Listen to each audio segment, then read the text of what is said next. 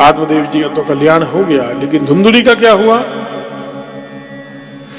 धुंधुली को जब धुंधकारी ने गालियां दी और कहा पैसा नहीं देगी तो मारूंगा तुझे भी, अंगारे भर दूंगा तेरे मुंह में,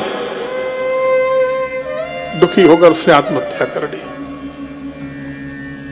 ऐसे पापी का भी उद्धार, जब वो प्रेत बना, 5 वेश्याओं को लाया, वेश्याओं ने मारा, शव गाड़ दिया, अंतिम संस्कार भी नहीं हुआ, माता पिता का हंता, ऐसे दुष्ट का भी उद्धार हुआ भागवत जी की एक कथा से।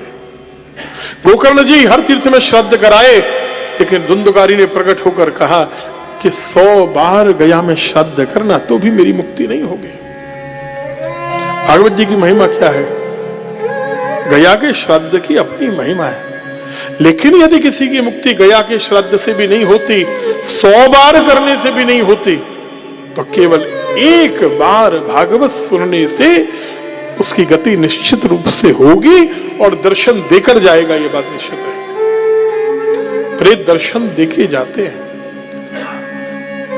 ऐसे 50 उदाहरण हमारे पास हैं विद फोन नंबर्स, हम आपको बताएंगे, आप पूछिए। दर्शन देकर आत्मा गई कि नहीं गई, मुक्ति हो गई ऐसा नहीं, होती है कि नहीं होती है, वो दर्शन बताएंगे आपको। उद्धार हुआ धुंधकारी का भागवत जी की एक कथा से, लेकिन ध्यान से सुनना, वो तो प्रेत था, एक बांस में बैठ के उसने कथा सुनी।